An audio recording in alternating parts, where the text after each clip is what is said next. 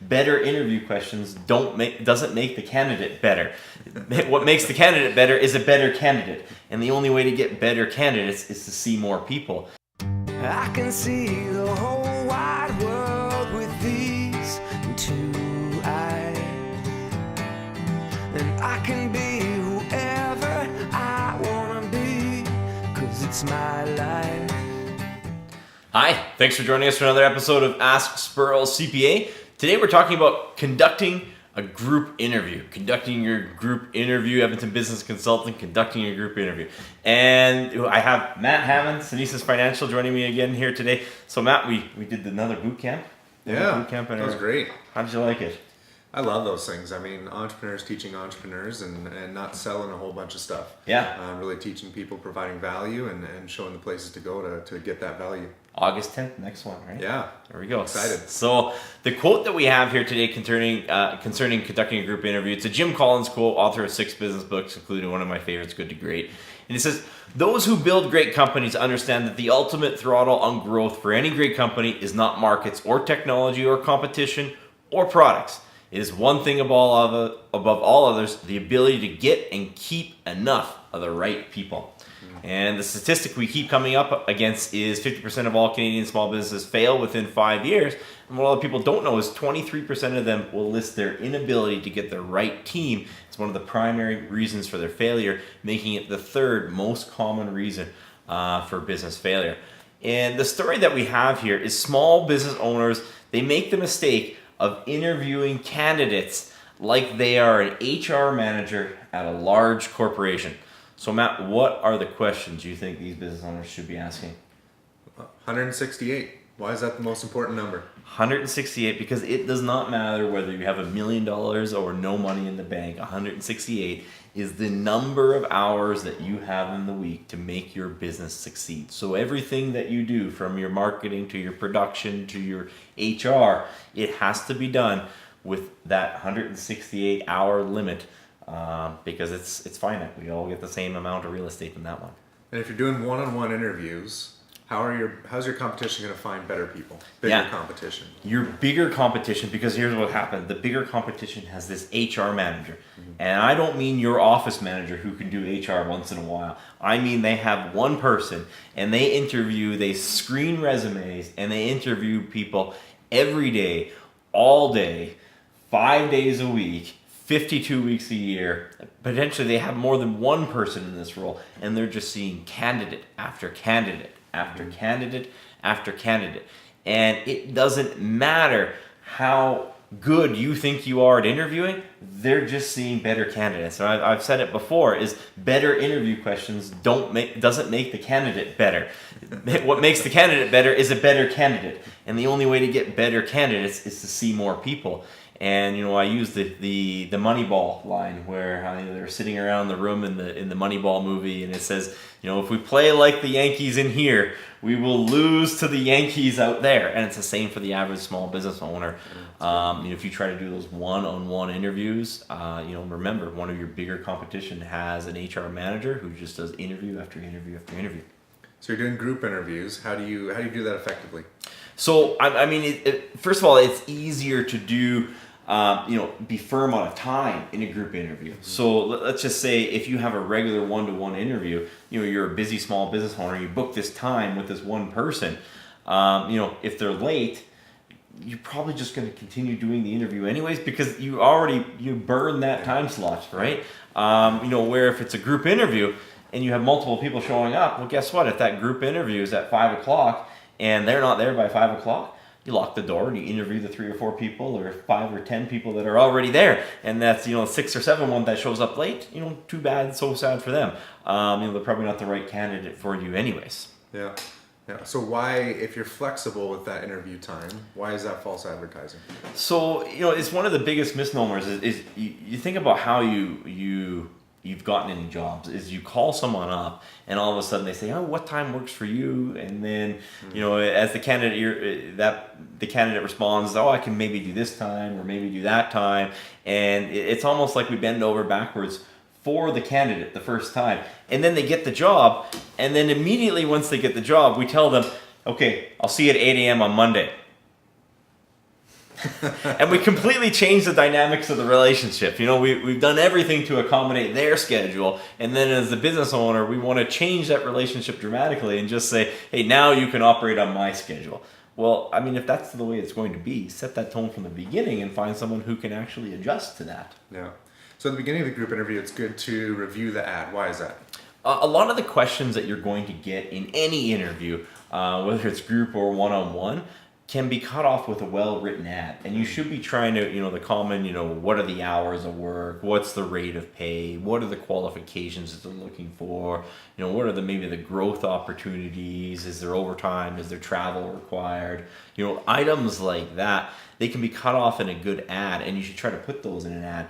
But you have to remember that people who are applying for jobs, if they're really hustling, they're applying for, probably 100 or more jobs. So you want to review that well-written ad, just to give them a background so you can kind of prevent them from asking any stupid questions and you having to answer any stupid questions. So, it's kind of just a bit of courtesy on them because it's tough out there, trying to apply for jobs, especially these days in Alberta. So just review that ad with them. It'll eliminate all of the really easy, simple questions. And after you review the ad, what's the next thing you use in the interview? What do you work with next?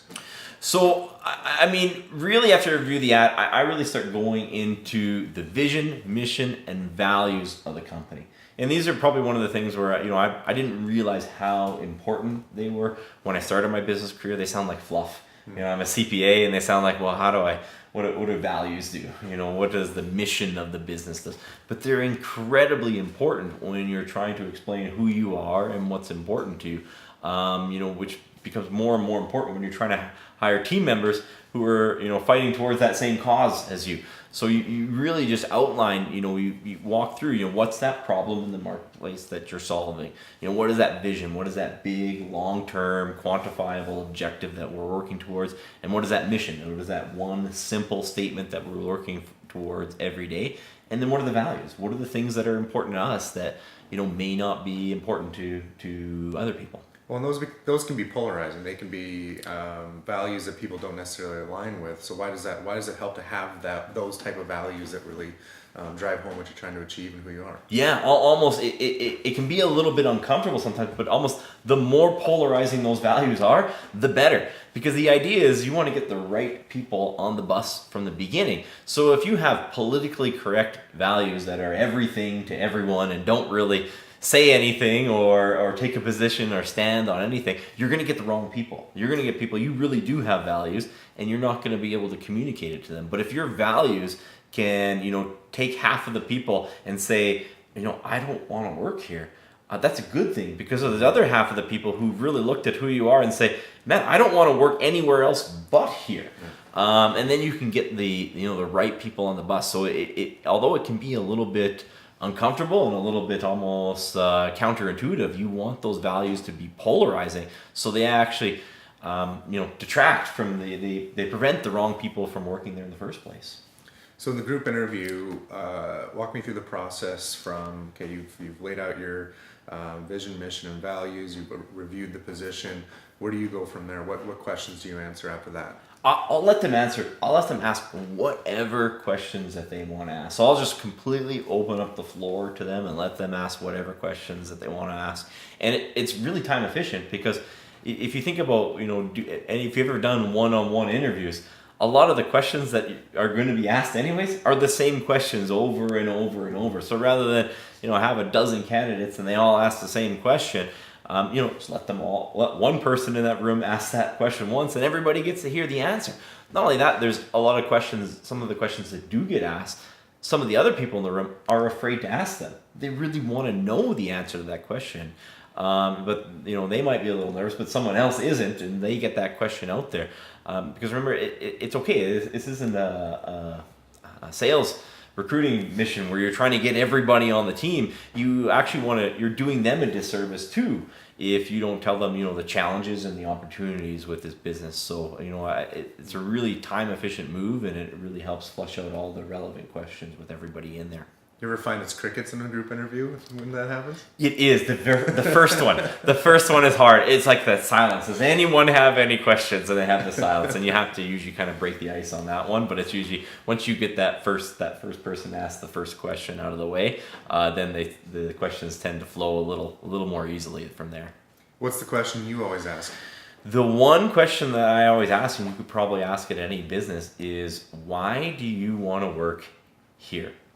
And to a T, almost every applicant will misunderstand the question. So, for example, when you're hiring for an accounting firm, they'll tell you why they want to be an accountant. And they'll go over why they want to be an accountant and what's required and what size of firm they want to work at and what type of projects they want to work at.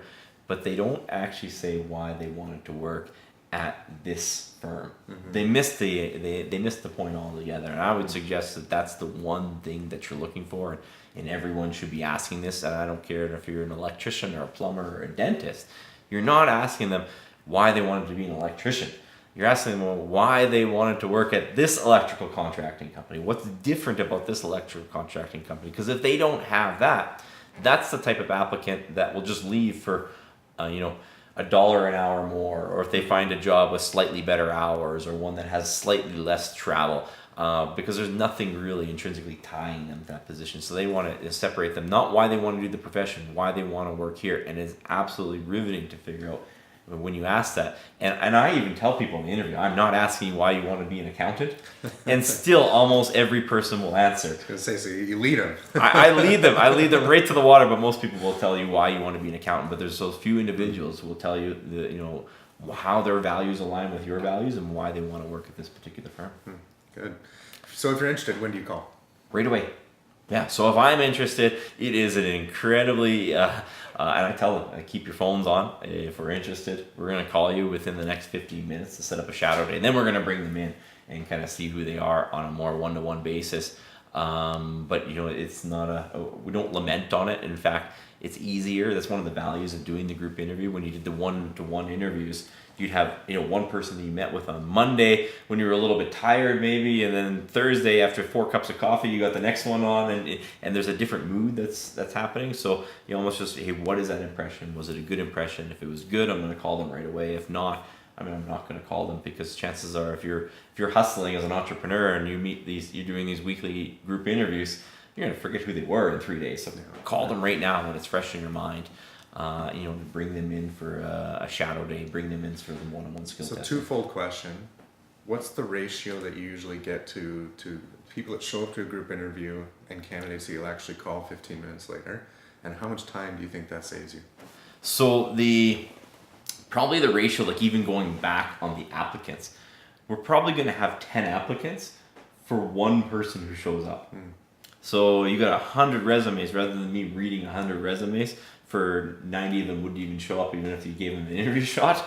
I'm not reading them, but you're going to get 10, right? And then you get those 10 people in the room. I'm probably only going to, want to have one come back. So do you read the resumes before the group interview or after? After the group interview. Okay. Only after they've answered that question of why they want to work here. And I think their values align with my values. And so now I'm thinking about, out of those 100 resumes, I'm now only reading 2. They had to show up, I had to have the good impression, and they had to articulate, how their values align with our values and why they want to work here. And it is a completely... It's going to save almost 100 hours. Yeah, that's how, we've gone from just doing the math on it, that we can now meet 100 people in person to hire one person, where before doing one-to-one with the same time or even more time, we probably only get to pick from 6 or 8 people.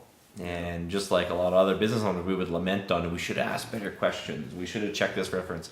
It just didn't matter. We just didn't have enough. We didn't have enough candidates. The answer is always you need to meet more candidates. And if you think that it's riveting, there's some big companies, really big companies, namely Google, who does group interviews because they understand the math on it works too. So. As a small company, I don't think you're really tying one hand behind your back if you don't want to take that group approach. Yeah. Great. So that's what we have here today. Thanks so much for joining in. As always, please hit the like and subscribe button. We look forward to seeing any comments that you have below so we can write back and use your ideas for future videos. Thanks very much.